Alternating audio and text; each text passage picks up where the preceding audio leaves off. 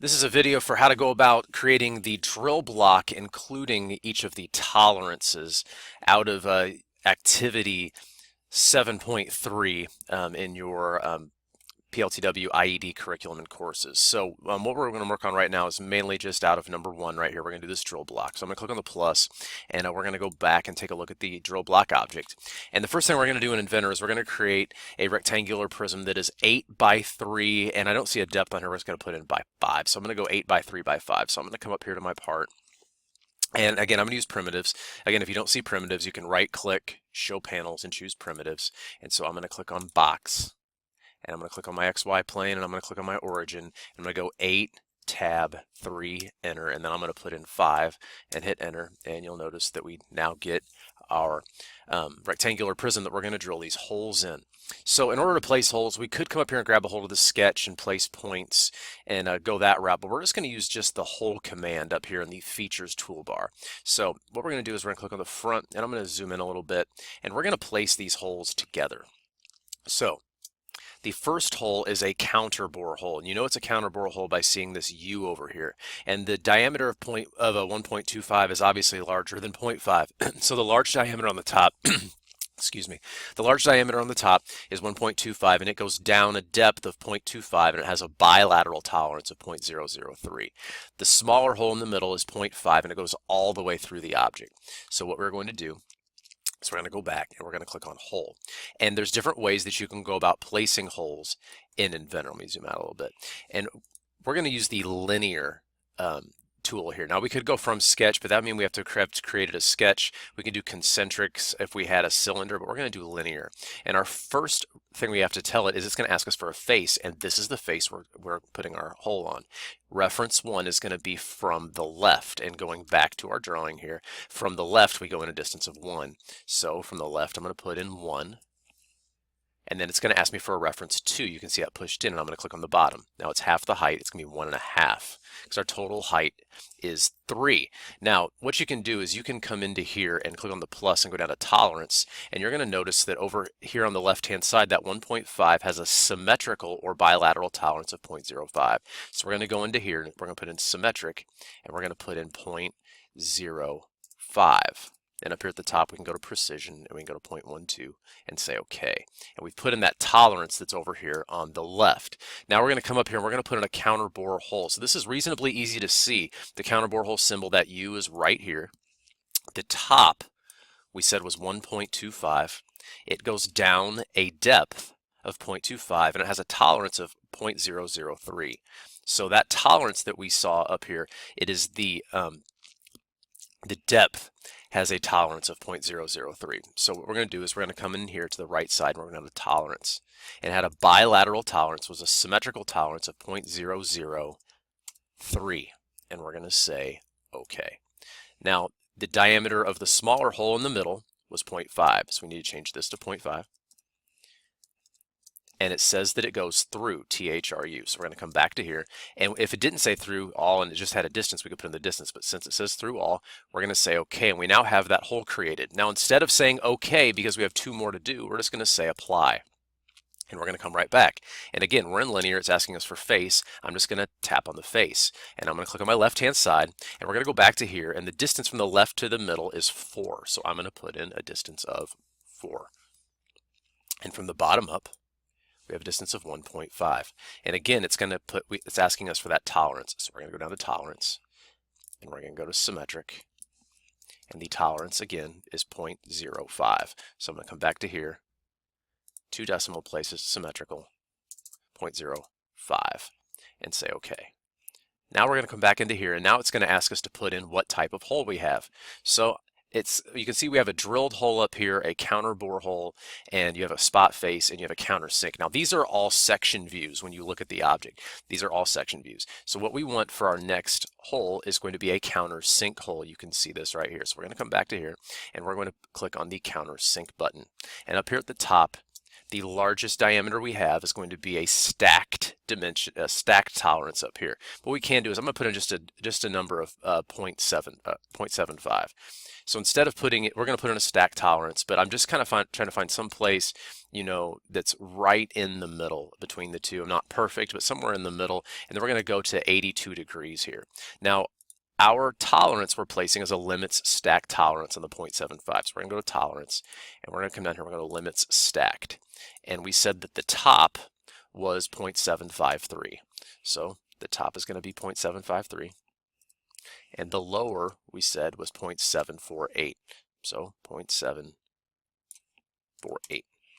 And the precision is going to be 3 decimal places, and we're going to say OK. We're coming back to here. The diameter of the hole in the middle that goes all the way through is 0.38. 0.38.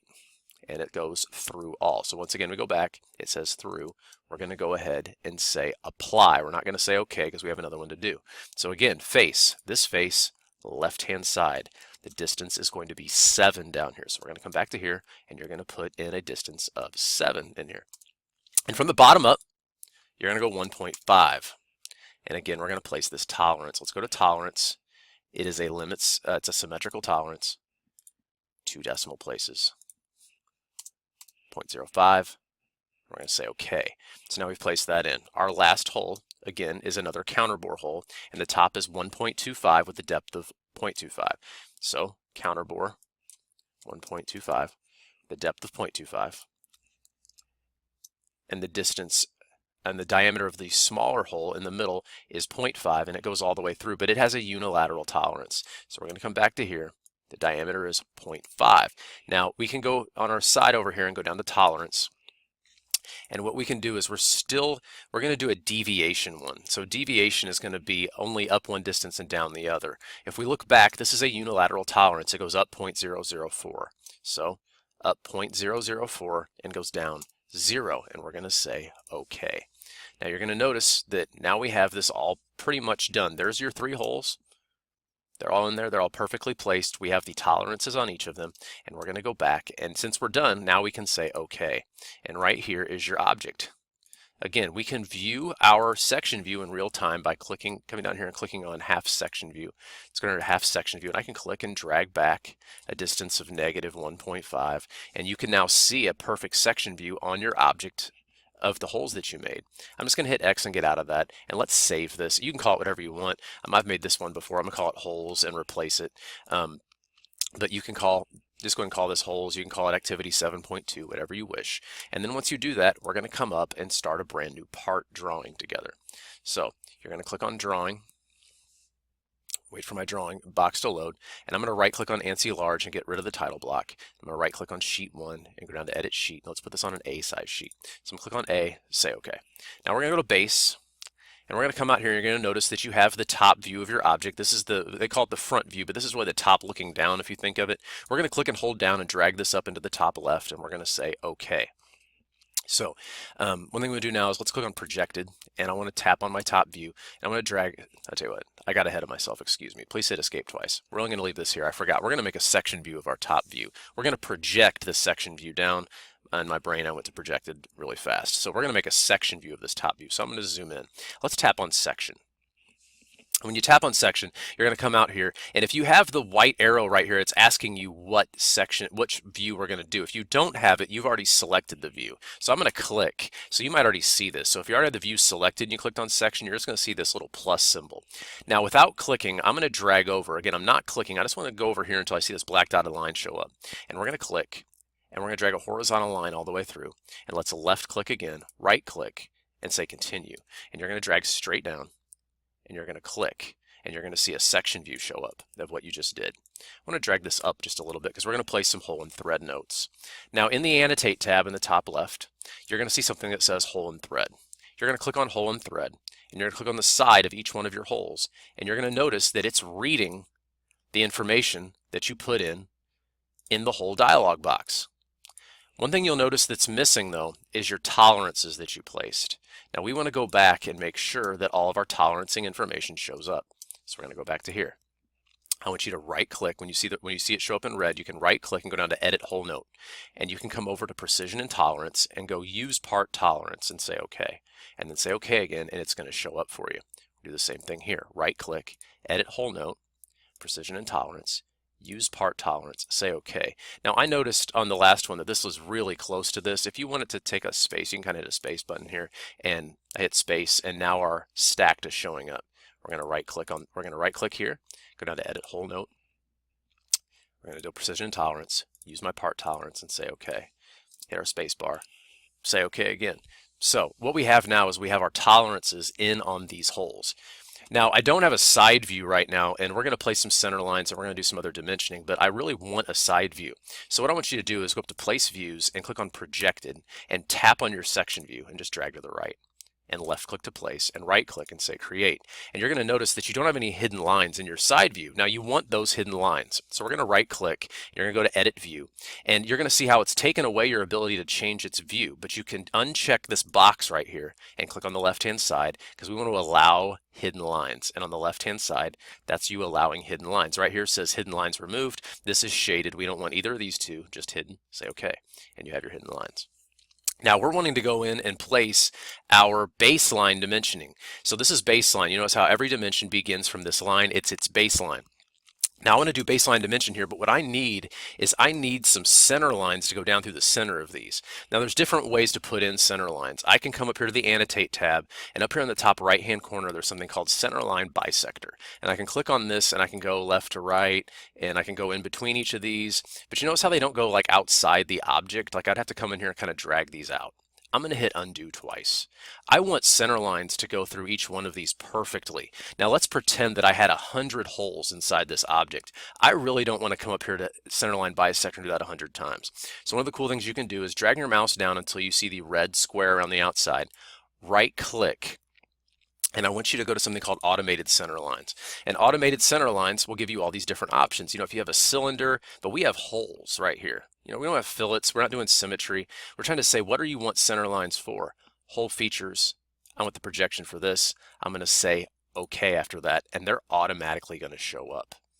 Those center lines are nice. Now, what I need up here in the top is I need center marks for my holes. So I can right click, automated center lines, center marks, say OK, and I automatically get these center marks in my hole.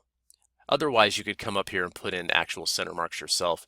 You can see where it says center mark where I'm leaving my mouse. I would just click on this, click on the outside part of a hole, and put those center lines in. Now what we need to do is to give myself just a little bit of room. I'm going to drag this up here towards the top just a little bit. And what I want to do down here is we're going to go to baseline dimensioning, and from left to right, left, center line. Each of these vertical lines from the left-hand side, all three of my center lines, right-hand side. So what I've done is I've left-clicked in order from left to right, each of the lines you see, right-click and say continue, drag straight up, left-click to place, right-click, create. And you're going to see that I can come up here and move these around, and I now have my baseline dimensioning. There's my baseline dimensioning of my part. Click on my zoom all, zoom out. We have our width, so we have everything that we've put in. The only thing we're missing over here is our depth. We're going to right-click. And I want to go to automated center lines because I need a center line down through the center of this thing. I need to check this box right here for objects in view. You can see that center line right there. I have holes. I say OK. It gave me a center line. Let's go to baseline dimensioning from left to right. Left, center, right. Right click, say continue, drag straight up. Left click to place, right click, and say create. Now on that 1.5, we do have a bilateral tolerance sitting right here, so we want to make sure we put that in. We're going to right click on the 1.5 and we're going to go to edit. And you're going to notice up here at the top, there's something that says precision and tolerance. Now I know we put this in when we were doing the actual dimensioning ourselves, but we're going to go ahead and place this in separate. So we're going to come down here and go to symmetric, and it says it's plus or minus, and it was 0.05. We hit backspace for 0.05. We have our primary units, and we say OK. And you now have that bilateral dimension right there. So what we've been able to do is go in and make the block. We've made the different types of holes, the counterbore and the counter sinkhole. We've placed a bilateral, a limit stacked, and a unilateral tolerance on the drawing. And we've been able to go in and place these exactly as we see here. Now you might be asking, should I put an ISO up here? And you can. You can go to place views and go to projected, click on your front view and drag up to the top right. And I think it's kind of cool in a way to show an isometric view of the section view. Now, obviously, that's going to be too big for the drawing that we have. I can drag this down to try to create a little bit more room for it, but I'd rather right-click on this and go to Edit View, and we're going to change this right here, the style from base. So I want to come in here and see if I can change this. Down here I can change the scale. You can see this unchecked box. I'm at a half just for the sake of doing this. Let's just go to 0.25 and let's shade this thing in and say okay. And I get, I can go in and change that. At 0.25 maybe is a little too small. I could go back and change that to 0.35 just while I'm here. You're not bound by any number. I can go to 0.385. Just, you can go to as many sig figs as you want. There's a little bit bigger, a little bit easier to see, and you can place that.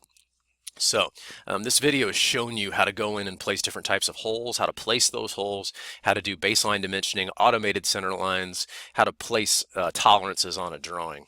So this should help you get done with the holes and tolerances assignment for out of Unit 7, Activity 7.2 for your 7.3, excuse me, for your IED class.